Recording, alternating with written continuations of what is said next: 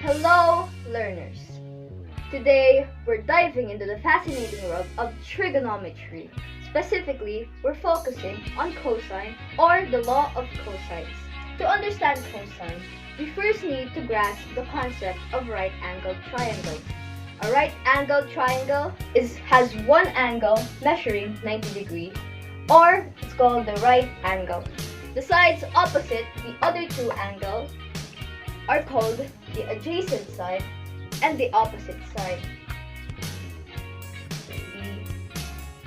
The adjacent side,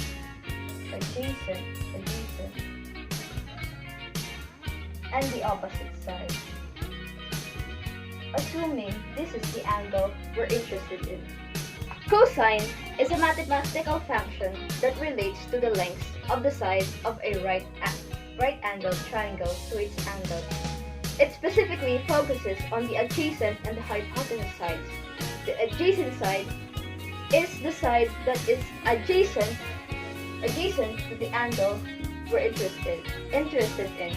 Adjacent means right next to or lying right next to.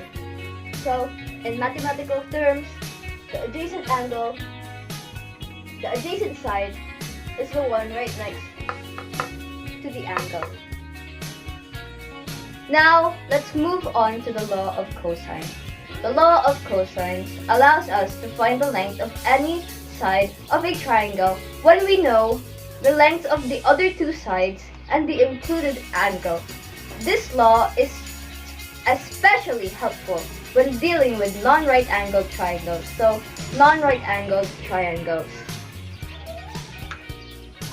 C squared equals to A squared plus B squared minus 2AB times cosine.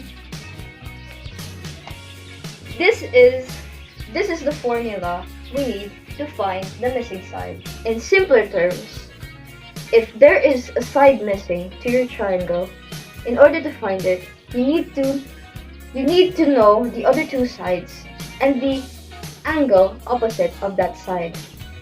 So, if side C is missing, you need to know the value of angle C and side B and side A. So, the law of cosine says that C squared, the missing side, is equal to side A squared plus side B squared minus 2AB, which were the sides, multiplied by the cosine of the opposite angle. So, let's say that side A is 10 and side B is 20, and the angle opposite the missing side is 60 degrees. So, let's illustrate the triangle.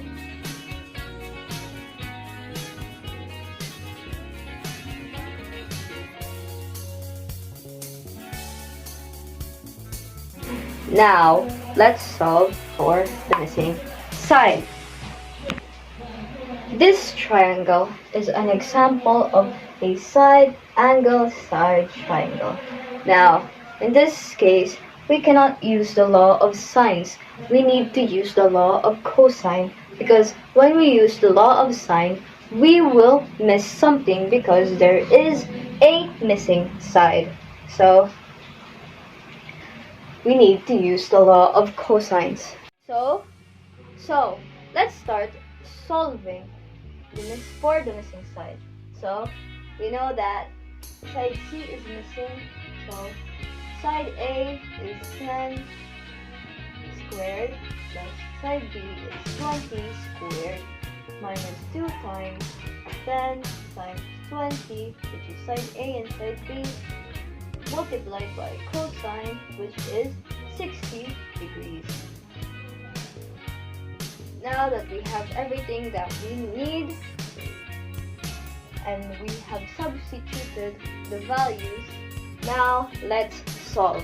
So 10 squared is 100, 20 squared is 400, minus 2 times 10 times 20 is also 400. Now, cosine 60 is 1/2. Furthermore, 100 plus 400 is 500, and the 1/2 of 400 is 200. So c squared is equal to 300. And now we need to get rid of the square.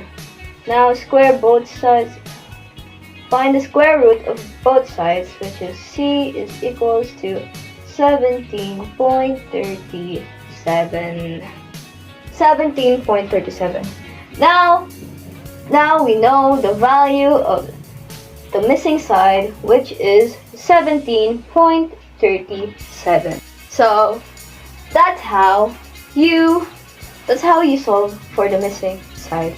If you already have the angle opposite it and the value of the other two sides of the missing side. So that is the law of cosine. As you can see, the law of cosine is a very fun and very easy part of trigonometry. You only need to memorize the formula, which is c squared is equals to a squared plus b squared minus 2ab multiplied by the opposite angle.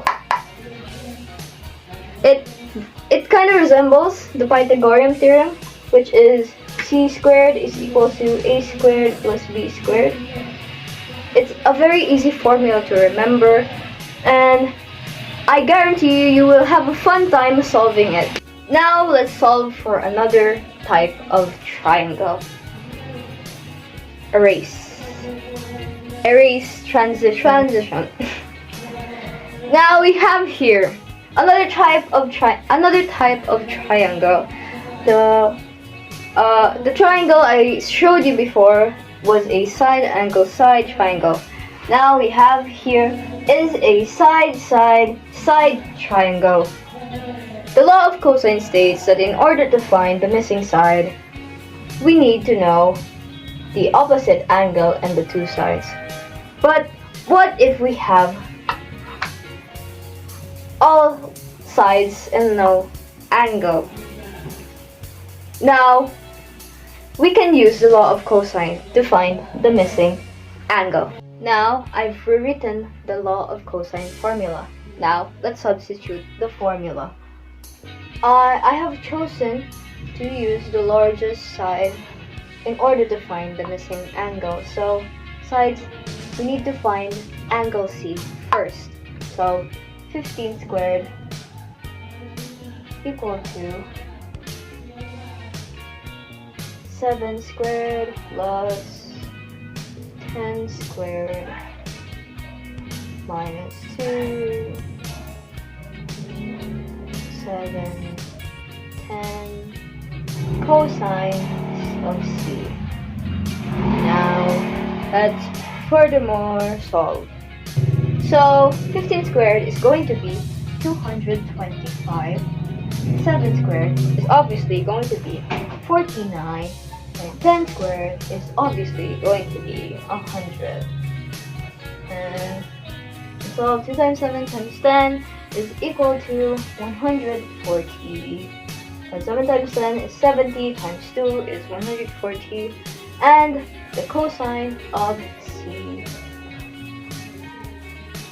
Now let's combine the like terms. So we have 225, 49 plus 100 is 149, subtracted by 140 cosine C. Let's subtract 149 from both sides.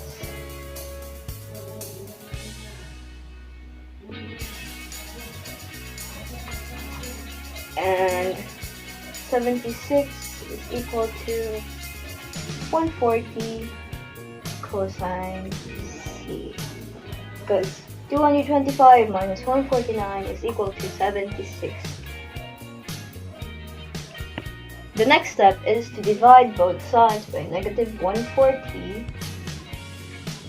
We divide both sides by negative 140 in order to get rid of 140, negative 140 right here. So 76 divided by negative 140 is going to be negative 0.5429. is equal to the cosine of C.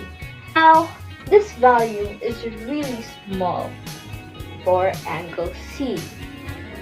Now, the next step we need to do is to find the inverse cosine of negative 0.5429.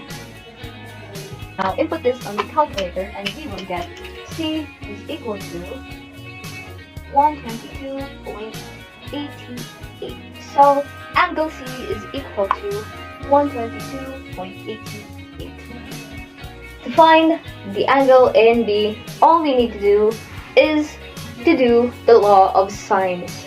So we've used the law of cosines in order to find the missing angle.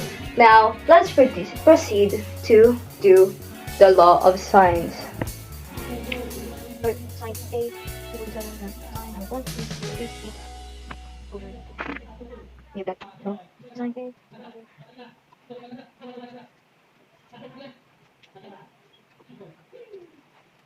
Now we have angle A, which is 23.07 degrees.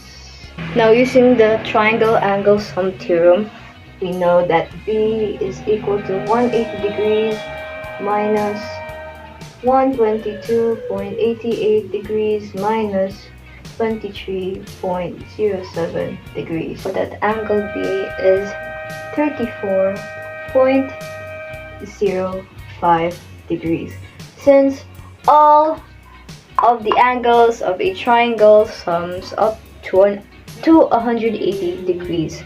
So law of sines is not my it's not my topic. You can use the other topics in the Malophate's YouTube channel to find the law of sines. I've only demonstrated that you can use the law of cosines in order to find the angle. In order to find the missing angle, you need to find angle C first, and then you can use the law of sines in order to find angle A and angle B. So that's how you use the law of cosines to find the missing angles. The law of cosines is really helpful, not only to find the missing side, you can also use it to find the missing angles. So that's the law of cosine, and thank you for watching.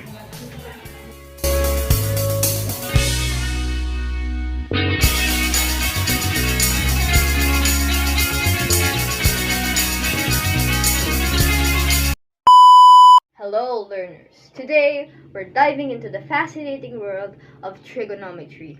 Specifically,